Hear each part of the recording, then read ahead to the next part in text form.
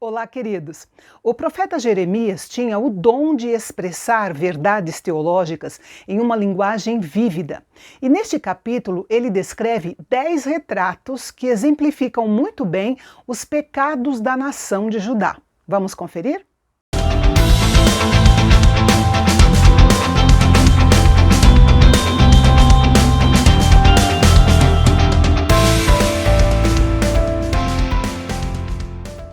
O primeiro retrato é o da esposa infiel. É bom estar atento ao fato de que no livro de Jeremias, Deus frequentemente se refere a Judá e Jerusalém como Israel, embora o reino do norte de Israel, que agrupava as 10 tribos do norte, já tivesse sido conquistado pelos assírios cerca de 100 anos antes do ministério de Jeremias como profeta. Por meio de Jeremias, Deus fez um apelo sincero ao povo de Jerusalém, relembrando a aliança feita no passado e a história que eles haviam vivido durante a peregrinação no deserto. Foi um tempo em que o povo de Israel amava e confiava em Yahvé, mas agora haviam virado as costas, indo atrás de coisas vãs e inúteis.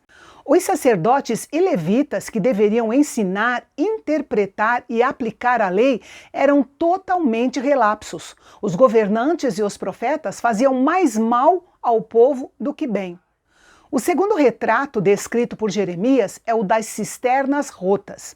O Senhor diz ao povo para procurar do ocidente, em Chipre ou Quitim, e no oriente, em Quedar, que eles não encontrariam nenhuma nação que tivesse trocado seus deuses por outros, mesmo não sendo deuses de verdade. Não é de se admirar que Deus tenha dito: espantem-se diante disso, ó céus, fiquem horrorizados e abismados. Israel havia feito 2 maldades. Primeiro, havia abandonado ao Senhor, o único Deus que pode satisfazer as necessidades da natureza humana, como quem abandona uma fonte de águas vivas. E isso era mal, não apenas pela deslealdade e a ingratidão, mas também porque era uma grande tolice. E a segunda maldade foi cavar para si cisternas rachadas, que não retinham a água. E eles tiveram que trabalhar duro por isso. Uma cisterna, por sua própria natureza, só reterá uma quantidade limitada de água, e o sabor não é nada agradável. É uma loucura trocar uma fonte de águas vivas por uma cisterna, especialmente uma cisterna quebrada. Mas ainda hoje os homens continuam abandonando Deus, o único que pode saciar a sede da sua alma, e se dispondo a trabalhar duro para cavar cisternas rotas de dinheiro, de fama e casas esplêndidas, cisternas rotas de sabedoria humana e tantas outras. Eles pensam que obterão suprimentos suficientes para toda a vida, mas o fato é que tudo que não é feito debaixo da bênção do Senhor não traz os resultados esperados ou acaba em frustração. O terceiro retrato é de um escravo transformado em presa.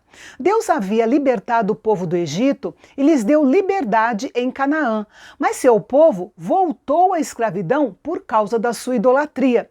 Em vez de confiar no Senhor, Judá se aliou aos seus vizinhos pagãos, Egito e Assíria, e se transformou num estado vassalo, sendo saqueado e escravizado.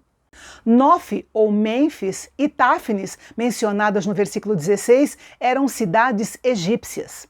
Os judeus preferiram beber das águas poluídas de Sior, que era o rio Nilo do Egito, e do rio Eufrates da Assíria.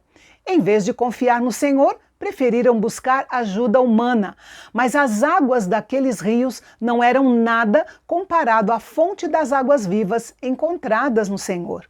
O princípio básico encontra-se enunciado no versículo 19.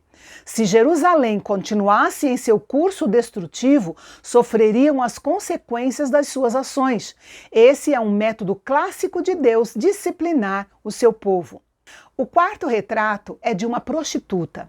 Deus usou aqui uma alegoria conectada com a realidade, pois muitos cultos dos ídolos pagãos e cananeus, que eram adorados pelos israelitas, eram essencialmente cultos com prostituição ritual. Ou seja, sua idolatria era frequentemente conectada com a imoralidade sexual através de prostitutas e prostitutos ligados ao santuário pagão. E o povo de Deus estava envolvido nessas práticas idólatras e pecaminosas. O quinto retrato descrito pelo profeta foi de uma vinha degenerada. Deus plantou seu povo como uma videira nobre. O termo original usado aqui é uma videira sorek, que caracterizava uvas vermelhas de alta qualidade.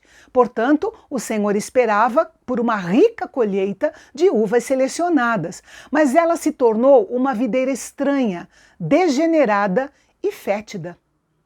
O sexto retrato foi de um corpo contaminado. Não havia boas obras ou cerimônias religiosas suficientes para lavar os pecados do seu povo, pois o cerne do problema estava em seus corações obstinados que se recusavam a ouvir a palavra de Deus. Nós sabemos que o pecado deixa atrás de si uma mancha profunda, tão arraigada que dificilmente será removida, seja por branqueamento, atenuação, desculpas, purificações legais ou loções hipócritas. Só o sangue do Cordeiro de Deus pode nos purificar de todo pecado. O sétimo retrato descrito pelo profeta foi de um animal no deserto. Mesmo que o povo negasse estar contaminado, suas ações idólatras deixavam isso muito claro. O Senhor diz que seu povo é como uma dromedária ligeira, que é pouco confiável, desajeitada, que se perturba facilmente e que corre de um lado para o outro de uma forma aparentemente desorganizada. Ou como uma jumenta selvagem no cio, sem controle sobre seu destino, correndo de um lado para o outro à procura de um parceiro. Ao correrem atrás dos falsos deuses, seus sapatos se gastaram e sua garganta secou. Como teria sido melhor para eles beber da água refrescante do manancial de Yahvé? O povo se envolveu tanto com o pecado que chegou a declarar: não há esperança. Pareciam alcoólatras ou jogadores compulsivos que não conseguem deixar o vício. Hoje nós damos graças a Deus que nos enviou Jesus Cristo, que é especialista em casos perdidos. O oitavo retrato da nação de Judá foi de um ladrão envergonhado. Um ladrão, quando é pego em flagrante, pode até alegar inocência, mas as provas são óbvias, só lhe resta a vergonha. Assim também, qualquer um que visitasse o reino de Judá notaria facilmente que a adoração aos ídolos era comum, inclusive entre seus reis, seus príncipes, seus sacerdotes e seus profetas. Jeremias descreveu a idolatria tola deles, adorando ídolos de madeira, representada por Aserá, a principal divindade feminina cananeia, e pedra, representada por Baal, a principal divindade masculina. O trocadilho do versículo 27 é uma sátira, mostrando a confusão do povo sobre quem estava adorando. Acontece que, quando o povo se via em apuros, voltava-se envergonhado para Yahvé, pedindo livramento. Eles adoravam tantos ídolos, mas nenhum deles era capaz de livrá-los das suas angústias. O nono retrato descrito foi de uma criança incorrigível. Yahvé disciplinou o seu povo muitas vezes por seus pecados, mas eles se recusaram a mudar de atitude. Deus os lembrou do quanto os havia abençoado, mas eles continuaram rebeldes e esqueceram dele. Rejeitaram e assassinaram os seus profetas e todo tipo de perversão, inclusive sexual, era popularizado e evidente naqueles dias. Mesmo assim, o povo alegava inocência, sentindo-se com direito à misericórdia divina, mas a sua alegação de inocência só os tornava cada vez mais culpados. E o 10º e último retrato descrito pelo profeta foi de um prisioneiro de guerra. Em sua tentativa de manter a paz com os vizinhos, o povo de Judá havia recorrido ao Egito e à Assíria, duas nações que acabaria os decepcionando. O versículo 37 descreve o povo como um prisioneiro de guerra com as mãos sobre a cabeça sendo levado cativo. Em breve, o exército da Babilônia acabaria por invadir a terra, tomar Jerusalém, destruí-la e levar o povo para o exílio. Note que esses 10 retratos descritos pelo profeta são os mesmos dos nossos dias. E da mesma forma, qualquer decisão que tomarmos em oposição ao plano de Deus terminará em escravidão.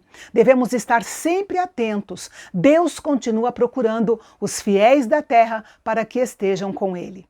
Mas será que havia alguma forma de Judá escapar da ira do Senhor? Claro que sim.